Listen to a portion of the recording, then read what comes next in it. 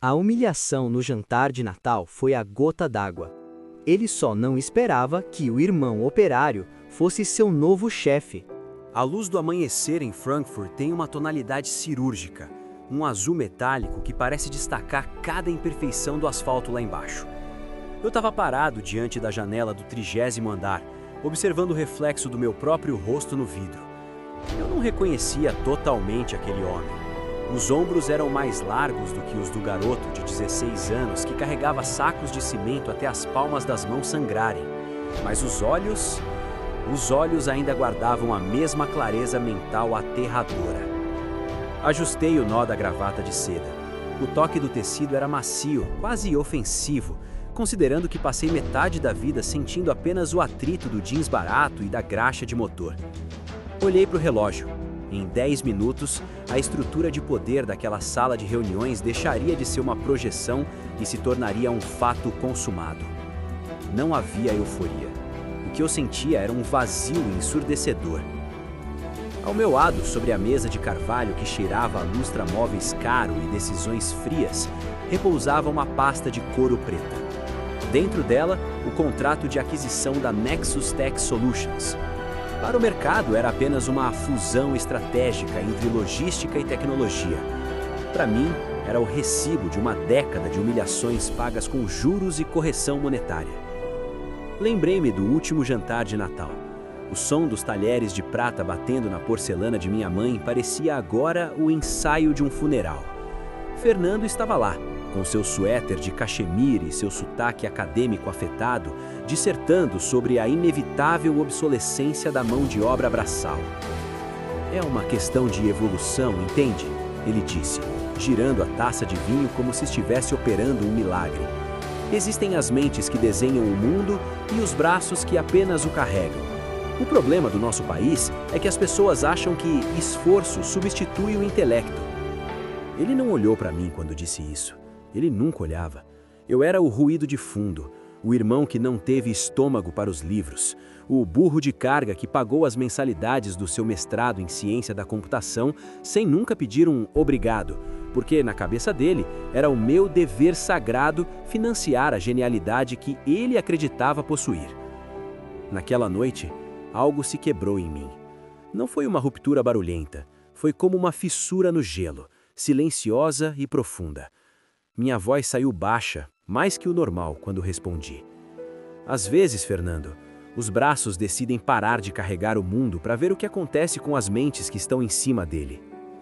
Ele soltou uma risada curta, seca, um som que ainda ecoava nos meus ouvidos enquanto eu atravessava o corredor de mármore em direção à sala principal da Nexus. As portas de vidro duplo se abriram. O cheiro de ar-condicionado e café gourmet me atingiu. Lá estava ele. Fernando estava de pé, de costas para a porta, gesticulando para um grupo de investidores que pareciam prontos para o abate. Ele estava pálido. A arrogância ainda estava lá, mas estava mal ajustada, como um terno que não serve mais. Ele sabia que a empresa estava afundando. Ele só não sabia quem era o bote salva-vidas. Quando me sentei à cabeceira da mesa, o silêncio se tornou físico. Fernando virou-se devagar. Vi o momento exato em que o reconhecimento o atingiu. Suas pupilas dilataram e ele deu um passo involuntário para trás, esbarrando na própria cadeira. A pasta preta que eu carregava parecia pesar 1 tonelada. Eu não queria destruí-lo. O ódio requer uma energia que eu já não tinha mais. Eu apenas queria que, pela primeira vez em 20 anos, ele parasse de olhar para os meus diplomas inexistentes e finalmente enxergasse o que eu construí com o suor que ele desprezava. Bom dia, Fernando, eu disse, e o som do meu nome na boca dele morreu antes mesmo de ser pronunciado. Acho que precisamos falar sobre o futuro da sua empresa, ou melhor, da minha. O mestre da teoria agora estava diante do operário da realidade, e o preço daquela aula seria mais alto do que qualquer mensalidade que eu já havia pago. O silêncio na sala de reuniões era tão espesso que eu podia ouvir a pulsação acelerada de Fernando. Mas, em minha mente, eu não estava mais ali. O reflexo do sol no relógio de ouro do meu irmão me catapultou para trás, para o verão de 12 anos atrás, quando o ar não tinha cheiro de café gourmet, mas de terra molhada e óleo diesel. O dia em que meu pai morreu não teve trilha sonora de drama. Teve apenas o som do motor de um caminhão velho engasgando no pátio e o grito abafado da minha mãe na cozinha. Eu tinha 16 anos. Fernando tinha 14. Naquela noite, sentado na varanda de madeira descascada, eu olhei para as mãos do meu pai no caixão. Eram mãos grandes, com cicatrizes que pareciam mapas de uma guerra que ele perdeu. Olhei para Fernando, ele chorava, mas seus olhos buscavam o conforto dos livros de álgebra. Ele já estava em outro mundo, um mundo onde os problemas tinham soluções lógicas no final da página. O meu mundo, no entanto, acabava de sofrer um colapso estrutural. Alguém vai ter que assumir as rotas, Arthur, minha mãe disse, dias depois, com uma clareza mental aterradora que ela só usava em momentos de tragédia. Eu assumo, respondi. Minha voz saiu baixa, mais do que o normal, como se eu estivesse selando um pacto com o próprio destino. Eu sabia o que aquilo significava. Significava que o ensino médio seria concluído em turnos noturnos que eu nunca frequentaria. Significava que o cheiro de graxa entraria nos meus poros e nunca mais sairia. Mas, acima de tudo, significava que Fernando poderia continuar sendo o prodígio. Os anos que se seguiram foram uma sucessão de madrugadas geladas. Enquanto Fernando se debruçava sobre algoritmos em um quarto aquecido, eu lutava com correntes de pneu sobre nevascas ou trocava o óleo de carretas em acostamentos imundos. Eu era o suporte invisível, o alicerce que ninguém fotografa, mas que impede a casa de cair. Eu me lembro de levar o dinheiro da mensalidade do curso preparatório dele em um envelope pardo, manchado de café. Eu o entregava na mesa do jantar como se fosse um tributo. Obrigado, Arthur, ele dizia sem tirar os olhos da tela do computador. Você sabe, o mercado de TI é o futuro. Logística, logística é o que as pessoas fazem quando não conseguem aprender a programar. Eu sentia uma pontada no peito, mas engolia. Eu acreditava que o sucesso dele seria o meu também, que o meu sacrifício era um investimento na linhagem da família. Eu não percebi que, ao pagar pelos livros dele, eu estava comprando o chicote que ele usaria para me açoitar anos depois. Aos 18, eu já tinha a força de um homem de 30 e a exaustão de um de 60. Minha mãe adoeceu. O estresse de segurar as pontas começou a cobrar o aluguel no coração dela. Fernando, já na universidade, ligava para pedir dinheiro para softwares essenciais e festas de fraternidade. Eu fazia turnos dobrados. Eu dirigia até meus olhos arderem e o asfalto começar a dançar diante do para-brisa. Houve uma noite específica, num posto de gasolina esquecido em uma rodovia secundária. Eu estava deitado na boleia do caminhão, sentindo o metal crio contra as costas. Abri o Facebook e vi uma foto do Fernando numa conferência de tecnologia. Ele usava um crachá de palestrante convidado. A legenda dizia: o esforço intelectual é a única fronteira que separa os líderes dos liderados. Naquele momento, algo se quebrou em mim. Não era inveja, era uma percepção gélida. Ele não me via como o irmão que o salvou da pobreza. Ele me via como um degrau, um objeto funcional, como uma chave de fenda ou um pneu sobressalente. Decidi ali mesmo que se eu era apenas o braço, eu seria o braço mais forte que aquela indústria já tinha visto. Comecei a estudar o fluxo das cargas enquanto esperava os carregamentos. Aprendi sobre arbitragem de fretes, otimização de rotas e gestão de frotas usando apenas um caderno velho e a observação clínica de quem está no chão de fábrica. Enquanto Fernando aprendia a linguagem das máquinas, eu aprendi a linguagem do mundo real. E o mundo real é um professor muito mais cruel. Voltei para o presente. Fernando ainda me encarava na sala de reuniões. Ele tentou recompor a postura, limpando a garganta e ajeitando os óculos. Arthur, o que você está fazendo aqui? Isso é... Ele olhou para os outros diretores buscando apoio. É algum tipo de brincadeira? Você se perdeu no caminho para o depósito? A humilhação era um reflexo pavloviano para ele. Mas o jogo tinha mudado. Eu abri a pasta preta e deslizei o primeiro documento sobre a mesa de Carvalho. Era a análise da dívida de 200 mil euros que a empresa dele havia contraído e que eu acabara de liquidar em troca do controle acionário. Não me perdi, Fernando, disse, e dessa vez sorri, um sorriso que não chegava aos olhos. Eu apenas vim cobrar o retorno do meu investimento. O rosto dele perdeu a cor. Ele olhou para o papel e depois para mim, e pela primeira vez vi a semente da dúvida brotar no solo fértil da sua arrogância. Mas o verdadeiro golpe ainda estava por vir. A expressão de Fernando ao ver o documento da dívida era uma mistura de negação e vertigem. Mas para entender como chegamos àquele escritório de vidro, eu precisava reviver o momento em que a ferida se tornou gangrena. O dia em que a humilhação deixou de ser implícita e se tornou um espetáculo público.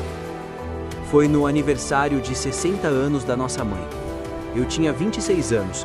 Minha pequena transportadora era composta por 3 caminhões financiados e uma úlcera nervosa. Eu vivia no limite entre o lucro e a falência, dormindo 4 horas por noite para garantir que a carga de eletrônicos chegasse ao porto sem um arranhão. Fernando, por outro lado, acabara de ser promovido a gerente de projetos. Ele era o menino de ouro da TI. O jantar foi em um restaurante que eu não conseguia pronunciar o nome, escolhido por ele, claro. Ele trouxe a namorada da época, uma herdeira de uma família de advogados que olhava para o cardápio como se estivesse lendo um manuscrito sagrado. Eu cheguei direto do pátio de manobra. Tentei lavar as mãos o melhor que pude, mas a graxa de motor é persistente. Ela se aloja nas cutículas, uma tatuagem temporária da classe operária. Eu usava uma camisa social que parecia apertada demais nos ombros. O corpo de quem carrega peso não cabe bem em cortes slim fit. Arthur, querido, você parece exausto, minha mãe disse apertando minha mão por baixo da mesa. O toque dela era um bálsamo, mas os olhos dela estavam fixos em Fernando, brilhando com o orgulho que ela nunca conseguiu esconder. É o trabalho, mãe.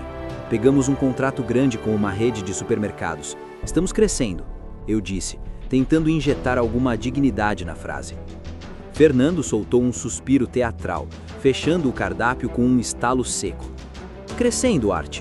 Ele usou o diminutivo que eu odiava, aquele que me reduzia a uma criança. Você está apenas movendo caixas de um ponto A para um ponto B. Isso não é crescimento, é entropia. Você é um elo de uma corrente que a automação vai cortar em 5 anos. O garçom se aproximou. Fernando pediu um vinho que custava metade do valor de um pneu de caminhão. Ele nem olhou o preço. Sabe, meu amor, ele disse para a namorada, apontando para mim com o queixo. O Arthur é a prova viva de que a meritocracia é um conceito complexo. Ele trabalha 10 vezes mais que eu, fisicamente falando. E ainda assim, bom, ele é o braço, eu sou o cérebro. Alguém precisa carregar o piano para que eu possa tocá-lo, certo? A namorada soltou uma risadinha afetada. O ar ao meu redor ficou pesado, uma pressão atmosférica que parecia querer me esmagar contra a cadeira estofada. Eu olhei para o meu prato. O requinte do lugar, a iluminação suave, a música clássica ao fundo, tudo parecia uma extensão da arrogância dele. Era um ambiente projetado para fazer pessoas como eu se sentirem pequenas. Minha voz saiu baixa, mais que o normal, quando eu disse: "O piano não toca se o chão sob ele ceder, Fernando." Poético, ele debochou, servindo-se do vinho.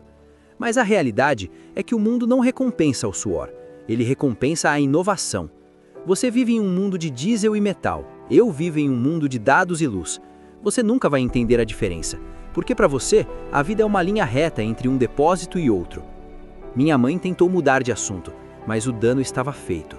Fernando passou o restante do jantar descrevendo sua vida intelectualmente estimulante, fazendo questão de perguntar minha opinião sobre temas geopolíticos complexos, apenas para me interromper no meio da frase com uma correção técnica ou um olhar de piedade para a namorada. Ele me usou como escada social naquela noite. Eu era o contraste necessário para que o brilho dele parecesse mais intenso. Eu não era seu irmão, eu era o seu antes para o seu depois.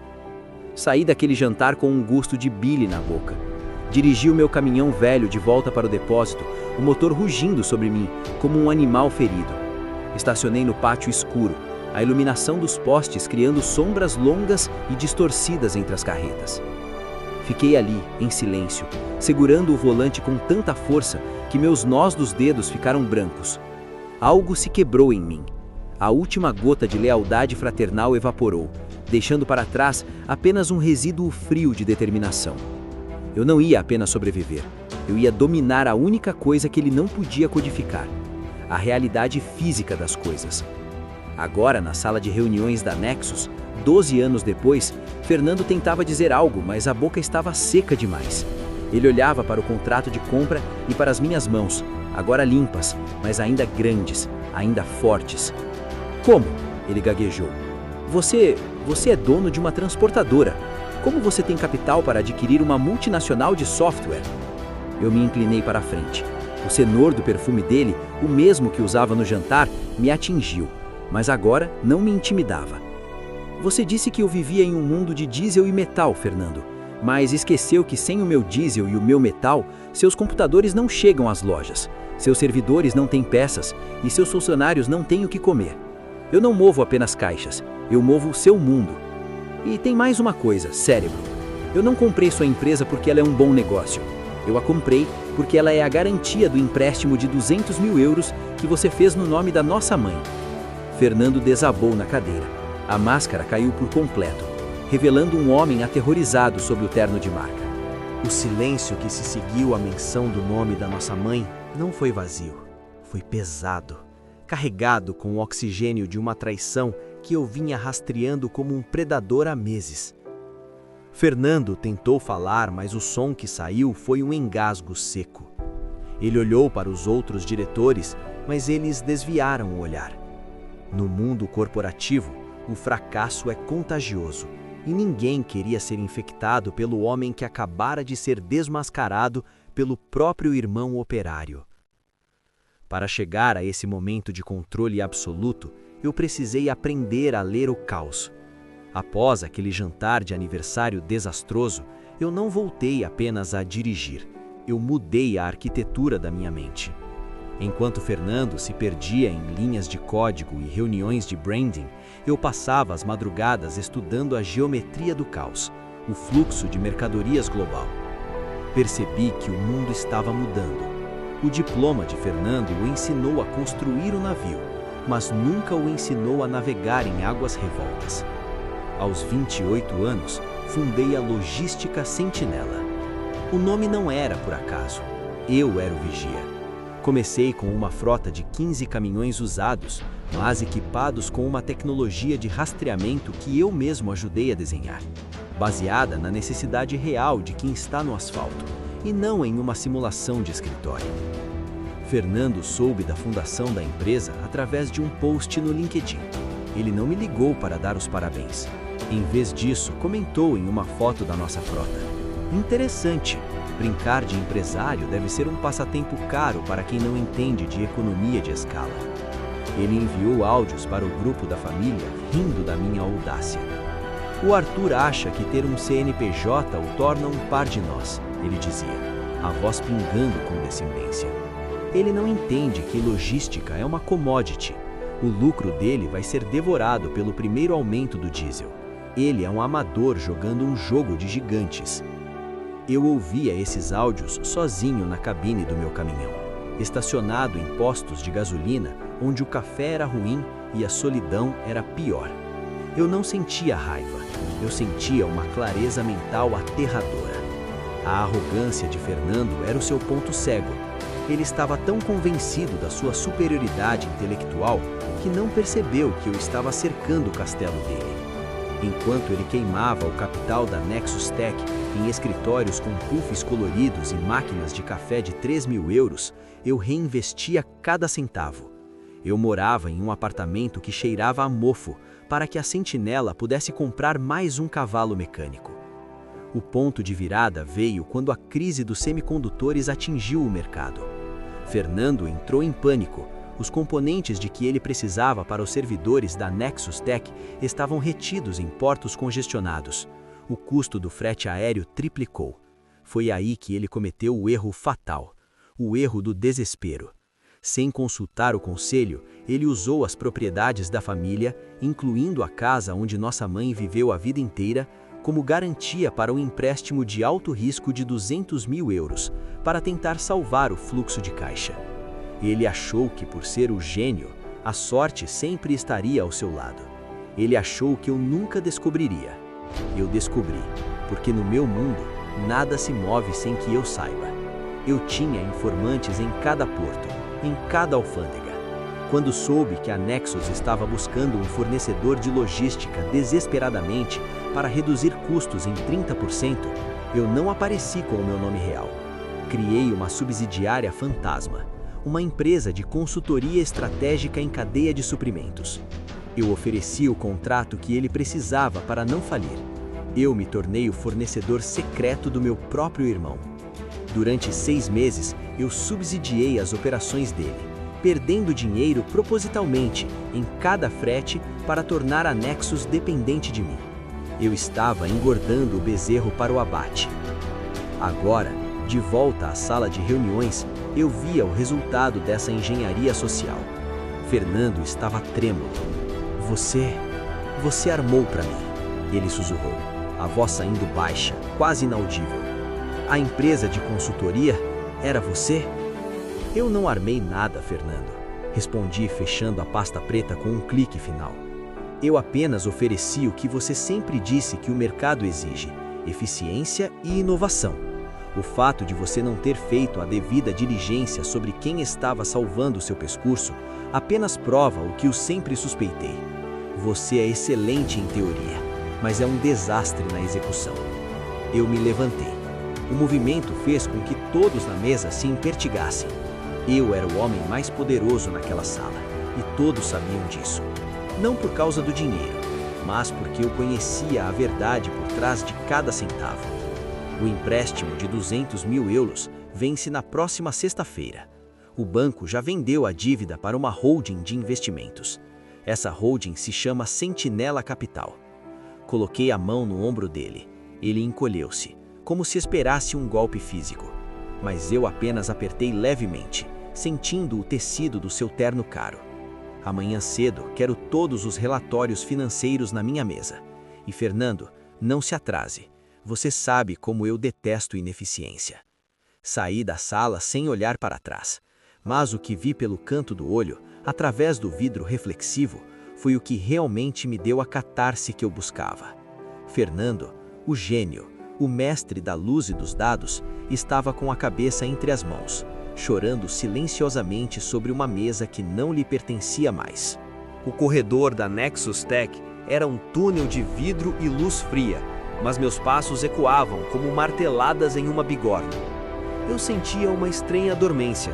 Ao contrário do que os filmes de vingança sugerem, o sabor da vitória não é doce. Ele tem um gosto metálico, seco, como o ar de um galpão de armazenamento em dia de geada. Entrei no escritório da presidência, que agora, tecnicamente, era o meu escritório, e fechei a porta. O silêncio ali era absoluto. Sentei-me na poltrona de couro e girei-a para observar a cidade. De lá de cima, os caminhões na rodovia pareciam formigas. Era irônico. Passei a vida sendo uma daquelas formigas, e agora eu era o dono do formigueiro. Abri o segundo envelope que meu assistente havia deixado. Era o dossiê detalhado sobre a vida pessoal de Fernando nos últimos 2 anos. Foi ali que a imagem do gênio intocável começou a esfarelar como uma parede úmida. Fernando não era apenas um péssimo gestor. Ele era um homem sendo devorado pela própria imagem. As fotos mostravam Fernando em jantares de gala, sorrindo com um champanhe na mão, enquanto os extratos bancários gritavam o contrário. Ele estava mantendo um estilo de vida de 15 mil euros mensais com cartões de crédito estourados. Pior, ele estava desviando pequenos dividendos da empresa para sustentar a fachada de sucesso que ele precisava vender para nossa mãe e para os seus pares intelectuais. Algo se quebrou em mim ao ver os detalhes do empréstimo feito no nome da nossa mãe.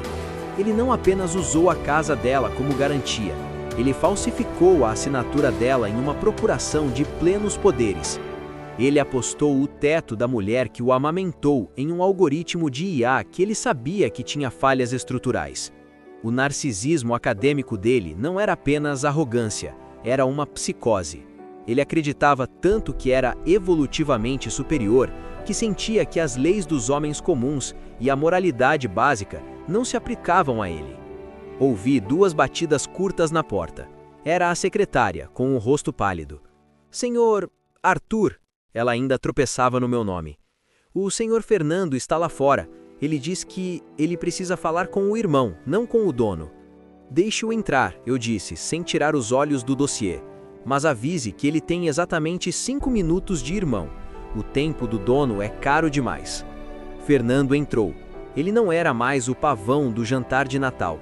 O terno estava amassado e havia uma mancha de suor na gola da camisa de grife. Ele caminhou até a mesa, mas não se sentou. Suas mãos tremiam visivelmente. "Arthur, por favor." A voz dele saiu baixa, quase um sussurro quebrado. "A casa da mãe. Você não pode. Você não vai tirá-la de lá, vai. Eu sei que errei. Eu ia pagar. O contrato da China ia sair este mês." Eu fechei o dossiê com um barulho seco que o fez pular. O contrato da China nunca ia sair, Fernando. Eles analisaram o seu código e viram o que eu vi. É uma arquitetura preguiçosa, cheia de bugs, sustentada por uma interface bonita. Você passou tanto tempo tentando parecer inteligente que esqueceu de ser competente. "Você me odeia tanto assim?" ele perguntou, uma lágrima solitária escorrendo pelo rosto. "Tudo isso, comprar a empresa, me humilhar na frente do conselho, foi tudo por causa daquele jantar?" Eu me levantei devagar. A diferença de altura e de presença física era óbvia. Eu era o produto de anos de trabalho manual e disciplina férrea. Ele era o produto de validação barata e atalhos mentais. "Eu não te odeio, Fernando. Ódio é um sentimento para quem se importa. Eu sinto por você o mesmo que sinto por uma peça de motor fundida. Você é inútil para o sistema." Caminhei até ele, parando a centímetros do seu rosto. Ele cheirava a medo e café frio. "Você usou a assinatura da nossa mãe. Você colocou a única coisa que ela tem em risco para não admitir que o seu cérebro privilegiado falhou." Minha voz saiu baixa, mais que o normal, carregada de uma fúria fria. "Você não é um gênio, Fernando. Você é um covarde com um diploma na parede." Ele desabou, caindo de joelhos no carpete caro do escritório. Foi uma imagem patética. O homem que se dizia evolutivamente superior estava ali, implorando misericórdia ao carregador de caixas. "Eu vou salvar a casa dela", eu disse olhando para baixo do topo da cabeça dele. "Mas não por sua causa. Vou salvá-la porque eu sou o filho que realmente cuidou dela, enquanto você a usava como linha de crédito." Eu voltei para minha cadeira. O relógio na parede marcava o fim dos 5 minutos. "Agora, levante-se. Vá para sua baia de trabalho. Você não é mais diretor de nada. A partir de hoje, você é um desenvolvedor júnior sob supervisão. Se você for metade do gênio que diz ser, vai provar isso corrigindo o lixo de código que você vendeu aos investidores. Caso contrário, você estará na rua antes do pôr do sol." Ele se levantou, cambaleante, e saiu da sala sem dizer uma palavra. Mas antes de ele fechar a porta, eu vi um brilho nos olhos dele. Não era arrependimento, era algo mais perigoso. Uma racusa no pedestal que poderia fazer toda a estrutura desabar sobre nós dois. Eu acabara de receber uma mensagem no meu celular pessoal. Era do médico da nossa mãe. As notícias não eram boas, e o estresse das últimas semanas tinha causado algo irreversível. A tela do meu celular brilhava no escuro do escritório, e aquela mensagem do Dr. Steiner parecia queimar minha retina. "Arthur, sua mãe teve um pico hipertensivo grave. Ela está estável, mas o coração dela está cansado. Ela não para de perguntar sobre a casa e sobre uma briga entre vocês. Precisamos de calma, ou o próximo evento será fatal." Eu guardei o aparelho no bolso. A clareza mental aterradora que me guiou até aqui agora parecia uma lâmina voltada para o meu próprio peito. Eu havia vencido a guerra corporativa, mas o custo colateral estava sendo pago com o sangue da única pessoa que eu queria proteger. Saí do prédio da Nexus sob o olhar temeroso dos funcionários. Eles não viam um salvador, viam um tubarão que acabara de devorar o próprio irmão. Entrei no meu carro, mas não dei partida. Fiquei ali, segurando o volante, sentindo o cheiro do couro novo que agora me sufocava. Eu precisava consolidar o poder antes que o contra-ataque de Fernando ou do destino me derrubasse. A Operação Cavalo de Troia entrou em sua fase final. Eu não comprei a Nexus apenas para humilhar Fernando. Eu a comprei porque minha empresa, a Sentinela, precisava de um cérebro, e a Nexus, embora apodrecida pela gestão dele, tinha patentes de roteamento por IA, que, integradas à minha frota de caminhões, criariam um monopólio logístico imbatível. Mas havia um problema. A equipe de engenharia era leal a Fernando. Para eles, eu era o vilão brucutu que roubou o trono do príncipe intelectual. Se eu quisesse que o sistema funcionasse, eu precisava que eles trabalhassem para mim por vontade própria, não por medo. Na manhã seguinte, Convoquei uma reunião geral no auditório. Fernando estava lá, sentado na última fila, com as olheiras fundas e o cabelo desgrenhado. Ele parecia um fantasma de si mesmo.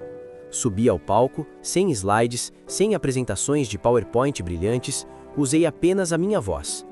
Muitos de vocês pensam que eu estou aqui para liquidar esta empresa. Comecei, e minha voz ecoou, firme e sem pressa. Vocês acham que sou um intruso, mas a verdade é que eu sou o único nesta sala que sabe o quanto custa, em centavos e em suor, manter esta luz acesa.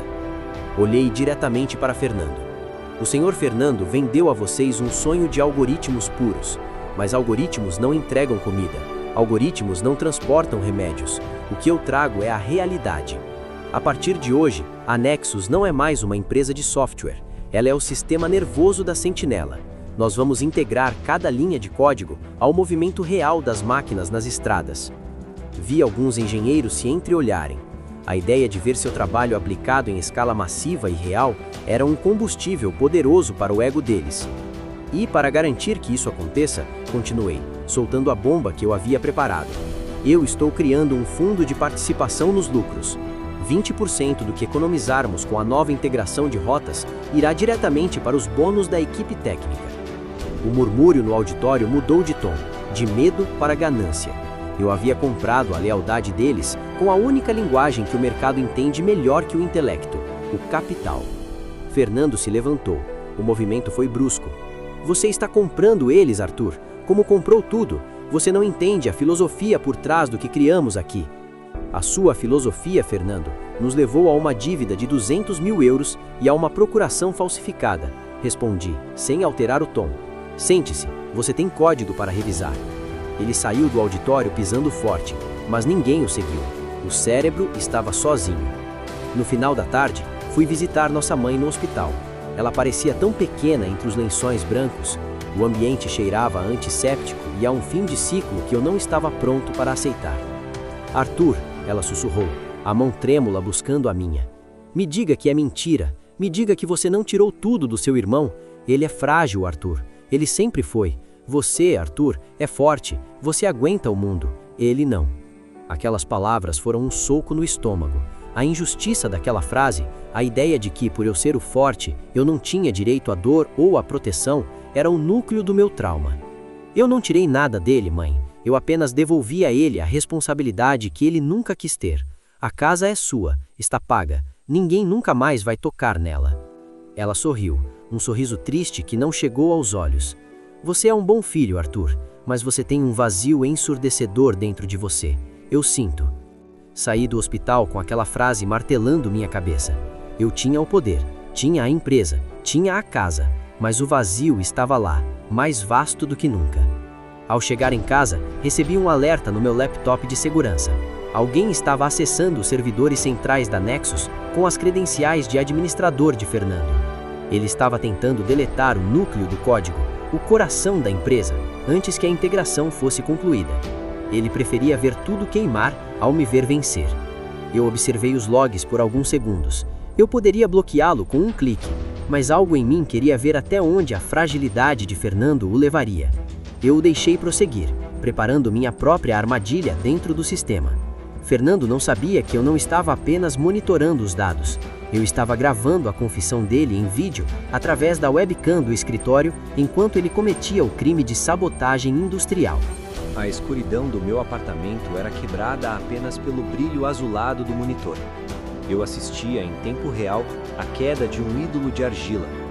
Na tela, dividida em janelas de log e o feed da câmera de segurança, eu via Fernando. Ele estava no escritório da Nexus às 3 da manhã. A luz do monitor refletida em seus óculos, o rosto transfigurado por uma expressão que eu nunca tinha visto. Uma mistura de desespero e um prazer doentio. Ele achava que estava sendo o herói de sua própria tragédia grega. Ele digitava linhas de comando para autodestruir o kernel de roteamento que era, ironicamente, a única coisa de valor que ele já havia produzido. Algo se quebrou em mim enquanto eu o observava. Não era a raiva que eu esperava, era uma piedade gélida.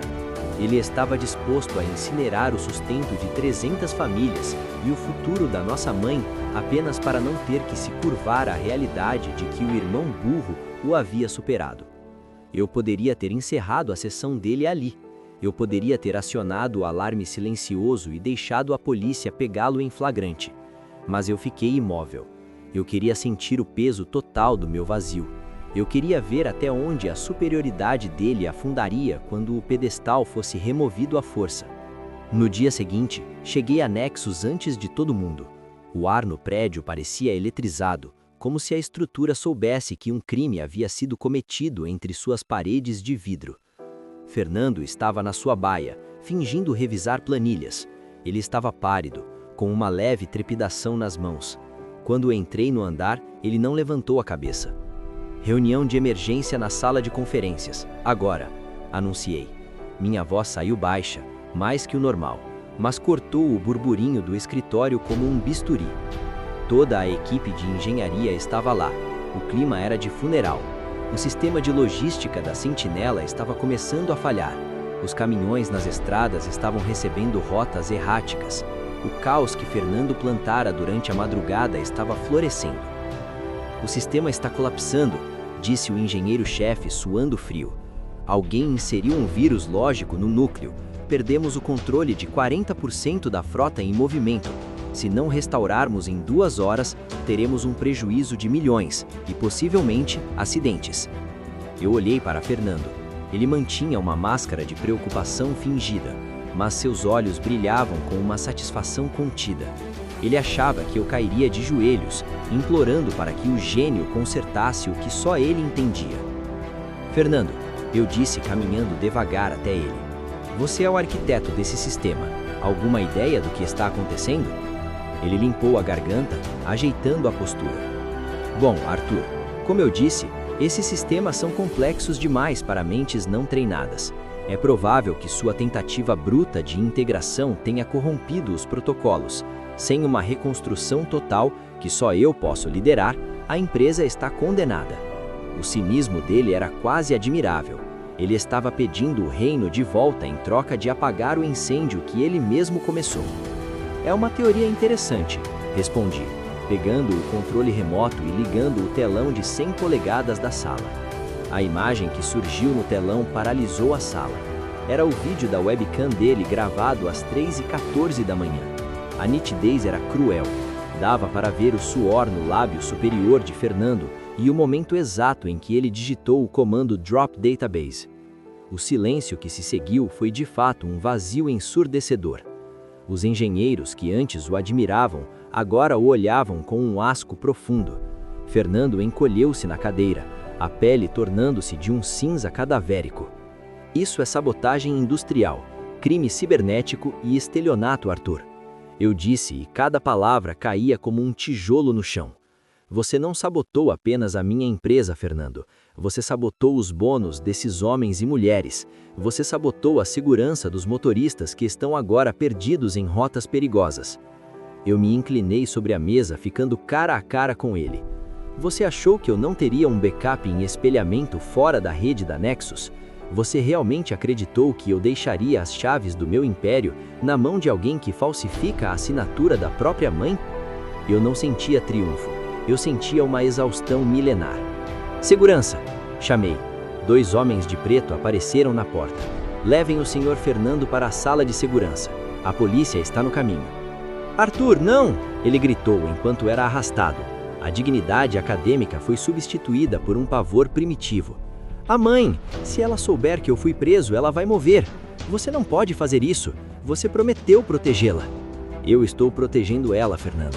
Eu estou protegendo ela de você, eu disse enquanto as portas se fechavam. Fiquei sozinho na sala de reuniões por um longo tempo, observando os gráficos de recuperação do sistema. Eu tinha vencido absolutamente. O vilão estava exposto, a empresa era minha e o controle era total. Mas enquanto eu olhava para as minhas mãos que agora comandavam bilhões, mas que ainda pareciam carregar o peso de cada caixa que movi na vida, percebi que a vingança é como beber água salgada. Quanto mais você toma, mais sede sente. Quando peguei meu casaco para sair, recebi uma ligação do hospital. O tom da enfermeira era urgente. Nossa mãe tinha uma recaída e estava chamando por nós dois. E o que ela tinha a dizer mudaria completamente a história de quem era o favorito e o porquê de tanto ódio. O corredor do hospital tinha aquele cheiro estéril de final de jogo. Cheguei em silêncio, meus passos pesados de quem carregou o mundo nas costas, mas agora sentia o chão tremer sob os pés. Fernando estava lá, sob custódia de 2 policiais civis que, por cortesia à minha influência e ao estado de saúde da nossa mãe, permitiram que ele se despedisse. Ele estava algemado. A imagem era a anatomia da humilhação. O terno de 1.000 euros agora parecia um figurino mal ajustado e um ator fracassado. Ele não me olhou. Ele encarava o chão de linóleo como se procurasse ali um código de escape, um algoritmo que o teletransportasse para longe daquela realidade visceral. Entramos no quarto. Nossa mãe estava pálida, uma folha de papel prestes a ser levada pelo vento. O bip-bip constante do monitor era o metrônomo da nossa desgraça familiar. "Aproximem-se", ela sussurrou. Sua voz era um fio de navalha, cortando o ar carregado. Eu me postei à direita, Fernando à esquerda, com os policiais guardando a porta. Ela olhou para as minhas mãos e depois para as dele. "Eu preciso que vocês saibam, antes que o silêncio me leve", ela começou, e uma clareza mental aterradora brilhou em seus olhos cansados. "Arthur, você sempre achou que eu o amava menos, que o sacrifício era o seu fardo, porque você era o forte." Eu engoli em seco. O vazio ensurdecedor no meu peito pareceu expandir. "E você, Fernando?" Ela virou o rosto para o irmão, que começou a soluçar silenciosamente. "Você achou que os diplomas e a arrogância eram sua armadura. Mas a verdade é que eu sempre soube de tudo. O seu pai, ele não deixou dívidas, Arthur." Eu travei. Meus pulmões pareceram esquecer como processar o oxigênio. "Do que a senhora está falando, mãe? O depósito, os empréstimos, eu assumi tudo para salvar a casa." "Não havia nada para salvar, meu filho", ela disse, e uma lágrima escorreu, perdendo-se nas rugas do seu rosto. "Seu pai deixou um seguro de vida e uma reserva, mas ele tinha medo do que o dinheiro faria com vocês. Ele via o Fernando como alguém que nunca se sentiria bom o suficiente, e você como alguém que nunca se sentiria amado o suficiente. Ele me fez prometer que não contaria. Ele queria que vocês construíssem algo por conta própria." Ela fez uma pausa, lutando pelo ar. "Fernando descobriu o dinheiro há 5 anos. Ele não usou para a faculdade, Arthur. Ele usou para pagar as dívidas de jogo e os investimentos fracassados que escondia de todos. Ele usou o seu suor para financiar a própria mentira. E eu permiti, porque tinha medo de que ele se destruísse se eu o confrontasse. Eu usei a sua força para sustentar a fraqueza dele." Algo se quebrou em mim, mas desta vez não foi uma fissura silenciosa, foi uma demolição controlada de toda a minha narrativa de vida. Eu não era o herói do sacrifício por necessidade, eu fui o combustível de uma fraude parental. Fernando caiu de joelhos ao lado da cama, o som das algemas batendo no metal da grade, soando como um veredito. "Eu ia devolver, mãe, eu juro.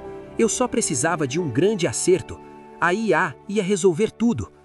"A sua IA nunca foi sobre tecnologia, Fernando", eu disse, e minha voz saiu baixa, mais que o normal, gélida como o fundo de um container frigorífico. "Foi sobre o seu medo de ser comum. Você roubou 10 anos da minha vida para sustentar uma fantasia de superioridade que nem era sua." Eu olhei para aquela mulher que eu idolatrava como o motivo do meu esforço. Ela me amava, sim, mas ela me usou como um pilar, porque sabia que eu não cairia enquanto deixava Fernando apodrecer em sua própria mediocridade dourada. A injustiça não era apenas o que Fernando fez comigo, era a falta de que a minha força foi a desculpa para a minha negligência emocional. O monitor cardíaco começou a oscilar. O Dr. Steiner entrou no quarto fazendo sinal para sairmos. Os policiais puxaram Fernando pelo braço. Ele gritava, pedindo perdão, uma cena patética que drenava o resto da minha empatia. Eu caminhei até a janela do corredor do hospital. Lá embaixo, um dos meus caminhões da Sentinela passava, o logotipo brilhando sob os postes. Eu tinha tudo. Eu era o dono da empresa dele, o dono da dívida dele. o dono do futuro dele. Mas enquanto observava o caminhão sumir na curva, percebi a ironia final. O carregador de caixas passou a vida carregando o peso de segredos que não eram dele. A vingança estava completa, mas a vitória tinha o peso de uma lápide. Eu me virei para os policiais e disse algo que nenhum deles esperava, algo que mudaria o destino da Nexus e da minha própria sanidade. O corredor do hospital tornou-se um limbo. Os policiais pararam, surpresos com o comando que emanou de mim. Eu não gritei, mas havia uma autoridade na minha exaustão que era inquestionável. "Soltem-no", eu disse. "Senhor, ele é um suspeito de crime federal e..." começou o policial mais jovem. "Ele é meu funcionário e meu irmão", interrompi. E minha voz saiu baixa, mais que o normal, carregada de um cansaço que transcendia o cansaço físico. "Eu retiro a queixa de sabotagem. O prejuízo foi mitigado. O que aconteceu na Nexus agora é um assunto interno da Holding Sentinela." Fernando me olhou com uma expressão de animal resgatado de um abatedouro. As algemas foram removidas, deixando marcas vermelhas e profundas em seus pulsos finos de quem nunca pegou em uma ferramenta. Ele massageou a pele, evitando meu olhar enquanto os policiais se retiravam, confusos, mas satisfeitos por evitarem a papelada de um caso que acabara de evaporar. Ficamos sozinhos. 2 irmãos, uma mãe moribunda e uma montanha de mentiras que chegava ao teto. "Por quê?" ele sussurrou. "Depois de tudo, depois de eu ter tentado apagar o seu império, por que me deixar livre?" "Porque a prisão seria um alívio para você, Fernando", respondi, caminhando até ele até que nossas sombras se fundissem no chão de mármore. "Na prisão, você seria a vítima, o intelectual injustiçado pelo sistema. Aqui fora, você é apenas o homem que usou o suor do irmão e o sangue da mãe para financiar uma mentira. A sua liberdade é a sua verdadeira sentença." Eu o levei de volta para o quarto. Nossa mãe estava em um estado de letargia profunda, mas seus olhos se abriram quando sentiu nossa presença. Ela sabia que o fim estava próximo. "Arthur", ela chamou, "o segredo não era apenas o dinheiro." Eu senti um calafrio. Parecia que a anatomia daquela família ainda tinha camadas de tecido morto a serem removidas. "Seu pai, ele não queria que você fosse para a estrada, Arthur. Ele deixou uma carta no cofre do banco. Ele queria que você fizesse engenharia civil. Ele sabia que você tinha o dom da estrutura." Eu fechei os olhos. A imagem de mim mesmo aos 16 anos, decidindo abandonar a escola para salvar a família, agora parecia uma cena de um crime, onde eu era a vítima e o carrasco simultaneamente. "Então por que a senhora me deixou ir?" perguntei, e a dor na minha voz era uma clareza mental aterradora. "Porque eu estava com medo", ela confessou, com a voz falhando. "O Fernando era instável. Eu sabia que se ele não tivesse o que queria, ele se perderia. Eu sacrifiquei o seu sonho, Arthur, porque eu sabia que você sobreviveria a qualquer coisa. Eu amaldiçoei você com a sua própria força." O bip do monitor tornou-se um som agudo e contínuo. Enfermeiros entraram correndo. Fomos empurrados para o corredor. Fernando desabou em um banco cobrindo o rosto com as mãos. Eu fiquei de pé, encostado na parede fria. Toda a minha identidade, o provedor, o guerreiro, o self-made man, fora construída sobre uma base de manipulação materna. Eu não era forte por escolha. Eu fui forçado a ser forte para que outros pudessem ser pateticamente fracos.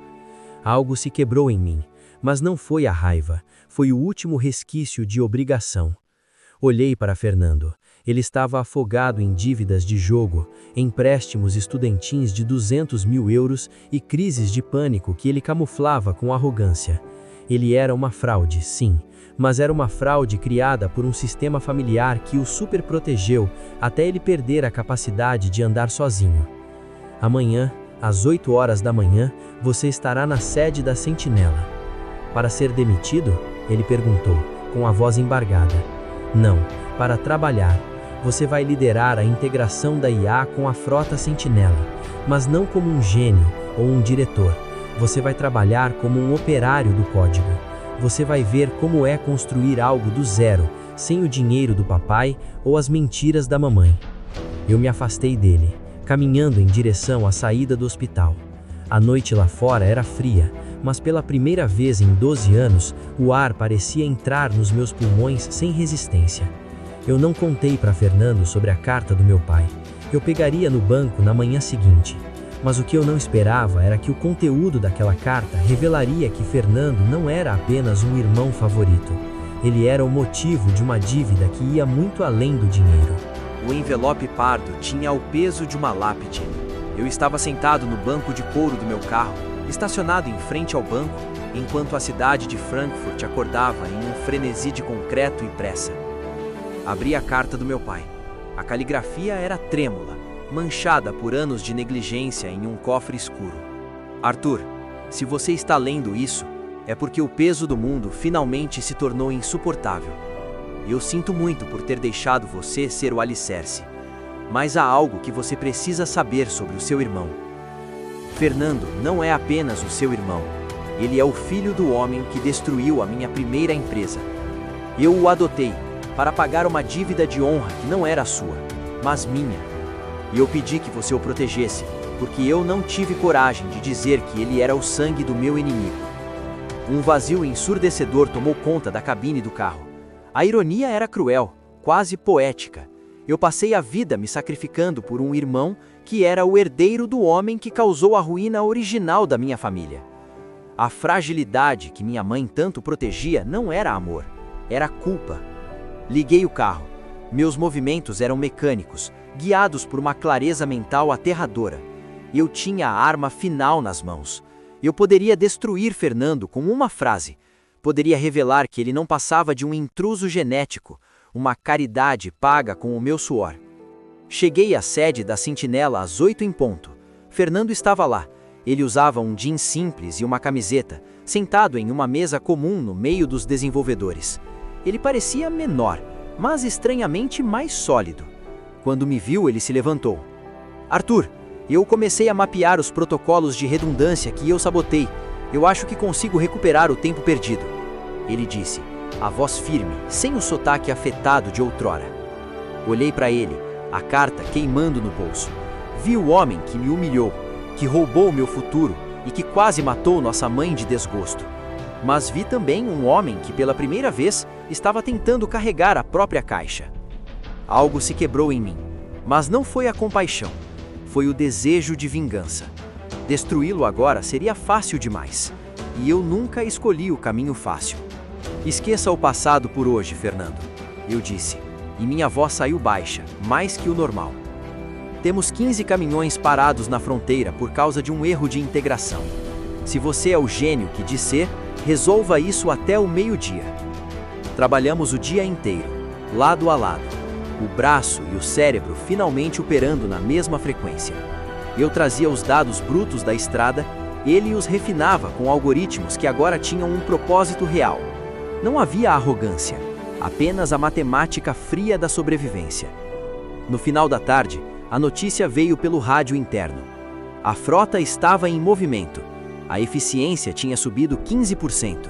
Pela primeira vez em 20 anos, o piano estava sendo tocado e carregado ao mesmo tempo. Fernando sentou-se na beira da mesa, exausto. Arthur, você não me entregou para a polícia? Você tinha tudo para acabar comigo. Tirei a carta do meu pai do bolso. Ele olhou para o envelope com curiosidade. Eu o encarei por um longo tempo. O segredo que poderia destruí-lo estava a centímetros de seus dedos. Porque eu comecei, rasgando a carta em 1000 pedaços diante dele. Porque eu decidi que o nosso passado não vale o papel onde foi escrito. O que importa não é de quem você é filho, Fernando. O que importa é quem você escolhe ser, quando o seu diploma não vale nada. Os pedaços da carta caíram no lixo como confetes de uma celebração sombria. Fernando nunca saberia a verdade. Eu o condenaria à melhor das sentenças, a obrigação de ser digno do sacrifício que ele nunca soube que eu fiz. Minha mãe faleceu naquela noite, em paz, sabendo que a casa estava paga e que seus filhos estavam, pela primeira vez, sob o mesmo teto sem se matarem. Eu me tornei o CEO de uma das maiores potências de logística e tech da Europa. Fernando tornou-se meu CTO.